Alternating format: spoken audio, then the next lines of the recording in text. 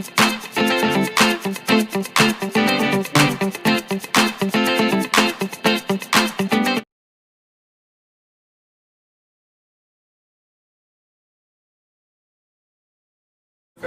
आज का टॉपिक है हमारा फिजिकल क्वांटिटी। तो पहले हम ये जानेंगे कि फिजिकल क्वांटिटी क्या होती है। तो फिजिकल क्वांटिटी वो क्वांटिटी होती हैं जो फिजिक्स के लॉज को फॉलो करती हैं या ओबे करती हैं, यानी कह सकते हैं ऐसी राशियाँ जो भौतिक के नियम कानून को ओबे करेंगी, पालन करेंगी, उसे हम क्या कहेंगे, भौतिक राशियाँ कहेंगे या फिजिकल क्वांटिटीज कहेंगे। एक बार रिपीट कर देता हूँ कि भौतिक राशियाँ वे राशियाँ हैं जो भौतिक के नियमों का, जो भौतिक के लॉज को ओबे करेंगी, उसे क्या कहेंगे, फिजिकल क्वांटिटी या भौतिक राशियाँ कहेंगे। अब हम लोग क्या करेंगे, आज हम लोगों को भौतिक राशियों का क्या करना है, क्लासिफिकेशन यानी वर्गीकरण करना है। किसके बिहाफ पर, on the behalf of direction and magnitude. किसके बिहाफ पर करेंगे, हम करेंगे डायरेक्शन और मैग्नीट्यूड के बिहाफ पर। तो एक क्या हो जाएगी, एक हो जाएगी स्केलर, एक वेक्टर, और जो तीसरी है जिसके बारे में आपको कम बताया जाता है वो है टेंसर। स्केलर, वेक्टर और टेंसर, ये तीन तरह की फिजिकल क्वांटिटीज होती हैं on the behalf of magnitude, direction. ठीक है, आप सभी लोगों को जैसे पूर्व में ही पता था कि स्केलर क्वांटिटी जिसको हम लोग कहते हैं अदिश, वेक्टर जिसे हम लोग कहते हैं सदिश, और तीसरी हमारे पास होती है टेंसर। ये नई चीज है, इसके बारे में हम पढ़ेंगे। स्केलर यानी जिसे हम अदिश कहते हैं, ऐसी भौतिक राशियां, सच फिजिकल क्वांटिटीज जो खाली मैग्नीट्यूड रखती हैं, यानी परिमाण, हिंदी में से कहा जाए तो खाली क्या रखती हैं, परिमाण रखती हैं, उन्हें हम लोग स्केलर कहते हैं। जैसे कि हमारे पास क्या हो गया, एरिया हो गया, जैसे हमारे पास वॉल्यूम हो गया। ठीक है, तो जैसे कि जिसमें कोई केवल और केवल परिमाण होगा, दिशाएं नहीं होंगी, वो खाली क्या कहलाएगी, स्केलर क्वांटिटी कहलाएगी। फिर क्या आ गया, वेक्टर क्वांटिटी। तो वेक्टर क्वांटिटी बड़ा इंपॉर्टेंट टॉपिक है, इसको आपको बहुत ही अच्छे से पढ़ना होगा। वेक्टर क्वांटिटी क्या होती है, ऐसी क्वांटिटी जिनके पास क्या होगा, मैग्नीट्यूड भी होगा और क्या होगा, डायरेक्शन भी होगा। जैसे मैंने दिया हुआ है 10 मैग्नीट्यूड है और उसके ऊपर मैंने क्या लगा रखा है, एक एरो लगा रखा है, जो क्या है, सिंबल है, नोटेशन है किसका, वेक्टर क्वांटिटी का। जितनी भी वेक्टर क्वांटिटियां होंगी वो क्या होंगी, वो उसमें मैग्नीट्यूड होगा, उसमें डायरेक्शन होगा, और प्लस मैग्नीट्यूड और डायरेक्शन के साथ में एक नई चीज जुड़ेगी, वो होंगे वेक्टर लॉज। वो क्या होंगे, मैग्नीट्यूड होगा, डायरेक्शन होगा, और मैग्नीट्यूड डायरेक्शन के साथ में वो वेक्टर के लॉज को ओबे करेगा, उसको फॉलो करेगा, उसका पालन करेगा।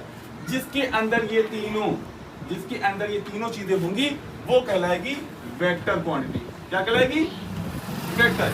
यानी कि यहाँ समझने की जरूरत है कि वेक्टर क्वांटिटी वो होगी जिसमें मैग्नीट्यूड होगा, जिसमें डायरेक्शन होगी, और क्या होगा, और हो गया वेक्टर लॉज को ओबे करने। वेक्टर के लॉ कौन कौन से हैं, आपने लॉ ऑफ पैरेललोग्राम पढ़ा है, लॉ ऑफ ट्रायंगल पढ़ा हुआ है, जिसमें आपने r बराबर √a² + b² + 2ab cos theta का आर्टिकल देखा है, ये r = a + b का देखा है। अगर कोई क्वांटिटी वेक्टर लॉ को फॉलो नहीं करती है तो वो वेक्टर क्वांटिटी नहीं होती है। इसके लिए एग्जांपल आपके पास है किसका, इलेक्ट्रिक करंट का। बहुत बच्चों से पेपर में ही पूछा जाता है और आपके इंटर के फर्स्ट चैप्टर में पूछा जाता है कि बताइए कि इलेक्ट्रिक करंट स्केलर क्वांटिटी है कि वेक्टर क्वांटिटी है। ठीक, स्केलर है कि वेक्टर क्वांटिटी है। अब क्या करना है, हम उसको पता लगाना है कि वेक्टर है कि स्केलर है। अगर कोई क्वांटिटी वेक्टर है तो उसमें मैग्नीट्यूड होगा, उसमें डायरेक्शन होगा, और वो वेक्टर लॉ को फॉलो करेगी। तो ध्यान दीजिए, जैसे कि लिखा हुआ यहाँ पे 10A यानी 10 एम्पियर। 10 एम्पियर किसी करंट की वैल्यू है, तो 10 क्या हो गया, उसका मैग्नीट्यूड हो गया। इसमें डायरेक्शन नहीं होती है। कैसे नहीं होती है, करंट की डायरेक्शन जो होती है पॉजिटिव से नेगेटिव होती है, लेकिन किसके बिहाफ पे कही जाती है, on the behalf of motion of free electron.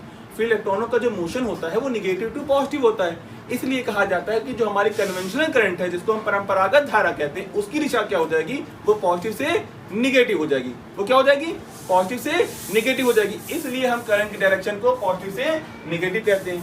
और तीसरा क्या है, वेक्टर के लॉस को, ये वेक्टर लॉ को फॉलो नहीं करती है। जो हमारी इलेक्ट्रिक करंट है वो वेक्टर लॉज को फॉलो नहीं करती है, इसलिए हमारा जो इलेक्ट्रिक करंट है वो एक स्केलर क्वांटिटी है, वो एक अदिश राशि है, ना कि सदिश।